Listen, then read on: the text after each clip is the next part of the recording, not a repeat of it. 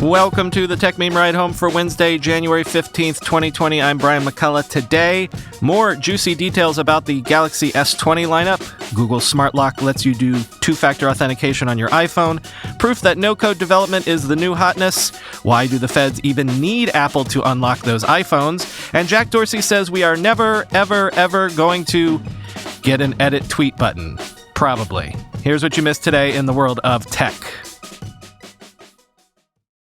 I have to admit, I had not been familiar with XDA Developers, a site that I discovered this week, basically. But they've been all over the leaks for the new Galaxy S20 lineup.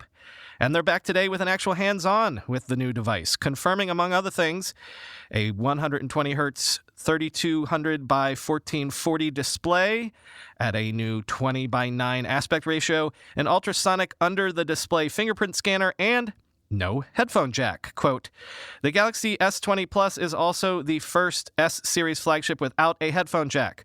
Our source was able to confirm to us that it does come with the AKG USB Type-C earbuds. These are likely the same as the earbuds that came with the Galaxy Note 10.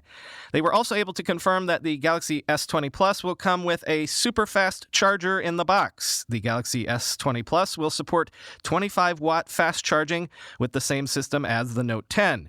The Galaxy S20 Plus is a massive device, coming in much taller than the Galaxy S10 Plus. A taller aspect ratio on a larger display ends up making the phone a lot more comfortable to hold and use. It all around ends up looking more modern as well.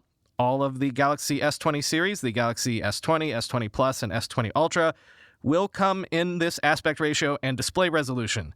That means the rumored 6.3-inch and 6.9-inch displays on the Galaxy S20 and Galaxy S20 Ultra are unlikely to feel unwieldy, end quote. And as for that fingerprint scanner, quoting again, we were able to confirm this was an ultrasonic scanner and not an optical scanner by checking if the scanner area lights up, as that is the primary visual difference between the two and the easiest way to tell the two technologies apart. In the case of an optical fingerprint scanner, the scanner area on the display is lit up brightly, while an ultrasonic sensor needs no light for its functioning. The Galaxy S20 Plus does not light up the fingerprint area other than the display's regular brightness levels, which essentially confirms the ultrasonic sensor, end quote. Other details from other tipsters that may or may not be confirmed. The S20 Ultra 5G version might be getting a 108 megapixel main camera with the periscope camera feature that will allow 100x hybrid zoom, which pretty impressive if it turns out to be true. The Google Smart Lock app on iOS now leverages Apple's Secure Enclave to enable the iPhone to be used as a physical two-factor authentication key. This means you can now sign in to Google Apps via Chrome on nearby devices, an ability that all Android 7 and greater devices got last year. Quoting 9to5Google, a built-in phone security key differs from the Google prompt, though both essentially share the same UI. The latter push-based approach is found in the Google Search app and Gmail, while today's announcement is more akin to a physical USB-C/Lightning key in terms of being resistant to phishing attempts and verifying who you are. Your phone security key needs to be physically near, within Bluetooth range, the device that wants to log in. The login prompt is not just being sent over an internet connection. Anytime users enter a Google account username and password, they'll be prompted to open Smart Lock on their nearby iPhone to confirm a sign-in. There's also the option to cancel with "No, it's not me." This only works when signing into Google with Chrome, while Bluetooth on both the desktop computer and the phone need to be enabled as the devices are locally communicating the confirmation request and verification. After installing the update, you're prompted to select an account to set up your phone's built-in security key. Smart Lock was previously just used for allowing Bluetooth security keys as well as generating one-time security codes. Google also refreshed the app's design to make it easier to use with version 1.6, end quote. Last night, in a tweet, President Trump criticized Apple for refusing to unlock the phones of criminals like the alleged Pensacola shooter, the case we talked about yesterday, quoting the president. "We are helping Apple all the time on trade, and so many other issues, and yet they refuse to unlock phones used by killers, drug dealers, and other violent criminal elements. They will have to step up to the plate and help our great country now. Make America great again, end quote. Interestingly, the New York Times is reporting that Apple is gearing up for a legal fight with the Department of Justice over this case or some similar case at a future date. The reason for this being, the last time Apple tangled with the feds over this issue surrounding the San Bernardino shooting, nothing was actually legally resolved because, as we said yesterday, the FBI dropped the case once they were able to get into the phone in question on their own. Quote, executives at Apple have been surprised by the case's quick escalation, said people familiar with the company who were not authorized to speak publicly. And there is frustration and skepticism among some on the Apple team working on the issue that the Justice Department hasn't spent enough time trying to get into the phones with third-party tools, said one person with knowledge of the matter. Bruce Sewell, Apple's former general counsel who helped lead the company's response to the San Bernardino case, said in an interview last year that Mr. Cook had staked his reputation on the stance. Had Apple's board not agreed with the position, Mr. Cook was prepared to resign, Mr. Sewell said. Mr. Cook's small team at Apple is now aiming to steer the current situation toward an outside resolution that doesn't involve the company breaking its own security, even as it prepares for a potential legal battle over the issue, said the people with knowledge of the thinking, end quote. So yes, it is interesting that the Pensacola gunman's phones were an iPhone 5 and an iPhone 7 Plus, which are pretty old iPhones, and which have been proven to be break-intoable by companies like Celebrite and Grayshift for a while now. In fact, the 5 is older than the device used in the San Bernardino case. So it's unclear as to why the DOJ is making noise about Apple opening the phones for them when, in theory, there should be tools readily available that can do the unlocking right now. No-code app development is the new hotness in certain circles, and this was reinforced today by the news that Google has acquired no-code app development platform AppSheet. AppSheet had raised around $19 million to date. No word on the acquisition price, though. And the good news is, it's not going to be going away. The plan is to integrate AppSheet into Google Cloud itself, quoting VentureBeat. In a nutshell, AppSheet allows developers without extensive programming knowledge to collect rich data, e.g. geographic data and indoor location data, imbue apps with AI, or automatically move data. The platform can collect data from any device, instantly syncing to the original data source, and it performs analyses in real time using custom-built dashboards and automatic reports. Apps created using AppSheet can capture images, log locations, scan barcodes, deliver notifications, generate reports, send emails, accept signatures, work offline, install across devices, and apply logic. Plus, they're able to update and maintain existing datasets while respecting security and organization policies. More than 200,000 apps have been deployed using AppSheet's development suite, and over 18,000 active app creators build apps with AppSheet each month, end quote. Although, Google does like to sunset products eventually, even after high-profile acquisitions. Hopefully that won't happen to AppSheet anytime soon, but it has happened to Hipmunk. The hotel and flight search service says it is shutting down permanently on January 23rd, a bit over 3 years since it was acquired by SAP Concur. Quoting TechCrunch, founded by Adam J. Goldstein and Steve Spez Huffman, Hipmunk was one of the first well-made meta-search travel sites.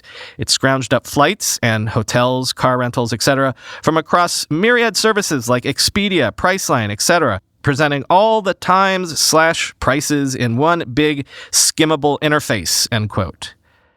Concur is the travel and expense platform that SAP acquired in 2014 for $8.3 billion, and Hipmunk had been integrated into that, at least until later this month. Steve Huffman, you might know better as Spez, because that's his handle on Reddit, which he was also the co-founder of and current CEO of.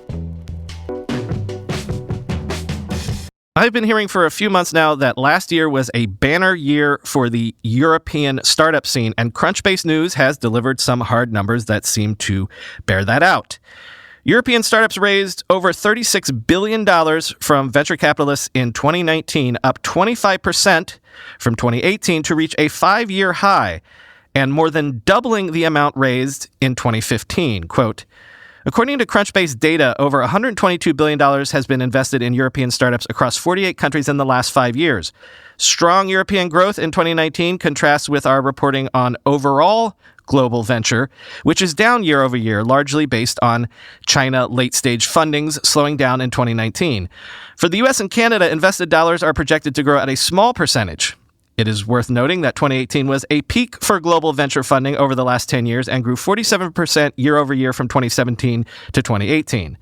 Northern Europe, which Crunchbase News defines as including the United Kingdom, Nordic countries, Lithuania, Latvia, and Estonia, pulled in the majority of that amount, $18.63 billion to be exact. The UK can take credit for that, as it led the region in deal and dollar volume for the past year. Sweden, also part of Northern Europe, is the fourth largest country for European funding rounds in 2019.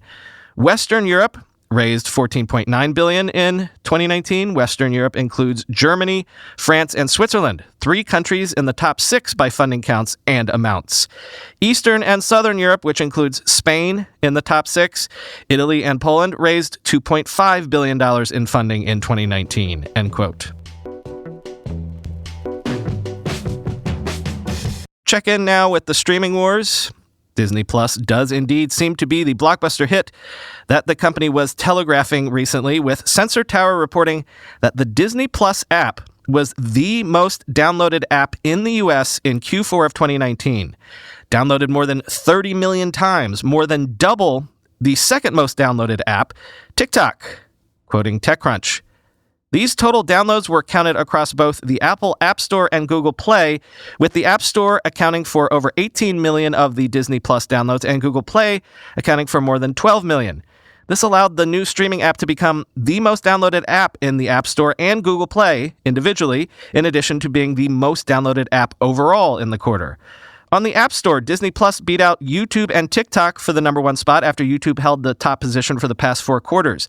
The app also hit a notable milestone on Google Play, as no other app had surpassed 10 million in the U.S. downloads on Google Play in a quarter since Facebook Messenger did it back in 2017, end quote.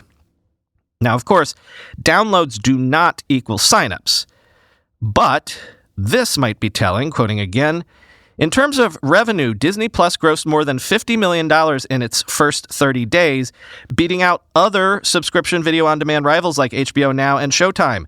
In December, Disney Plus also generated more U.S. revenue than HBO Now had in its best month, including during revenue spikes it saw during the final season of Game of Thrones, end quote. Now, also, signups don't mean people will be sticking around. Maybe everybody will give Disney Plus a try and then churn out. But I'm sort of running out of caveats here. All signs point to Disney Plus being a success thus far. Finally today, Jack Dorsey did one of those video Q&As that Wired Magazine likes to do now and then. And almost right off the bat, Jack answered the question that tweeps everywhere have been screaming from the rooftops about for years. Will we ever get a tweet edit button? You know, for spelling mistakes and the like, at the very least. Well, hate to break it to y'all. According to Jack, it's never going to happen. Probably. I'll let Jack himself explain. At Tazy Doris asks, IO Twitter, can we get that edit button in 2020? The answer is no. The reason there's no edit button, there hasn't been an edit button traditionally, is we started as a SMS text messaging service. So as you all know, when you send a text, you can't really take it back. We wanted to preserve that vibe and that feeling in the early days. But now, we have an app and a lot of people are using us on the web. And there's some issues with edit that we can solve. One is you might send a tweet and then someone might retweet that, and then an hour later you completely change the content of that tweet, and that person that retweeted the original tweet is now retweeting and rebroadcasting something completely different. So that's something to watch out for. A lot of people want it because they want to fix a quick spelling error or a broken link or whatnot. And that's great. We've considered a 1-minute window or a 30-second window to correct something, but that also means that we have to delay sending that tweet out, because once it's out, people see it. So these are all the considerations. It's just work, but we'll probably never do it. So that is a long and short way of saying, please stop bugging us about this, please. Though honestly, that 60-second window sort of sounds like a completely reasonable way to do it. Somehow I never see the spelling errors in my tweets until I've actually hit send. Oh well. Nothing pithy for you all today, so I'll just leave you with the be excellent to yourselves and each other sign off. Talk to you tomorrow.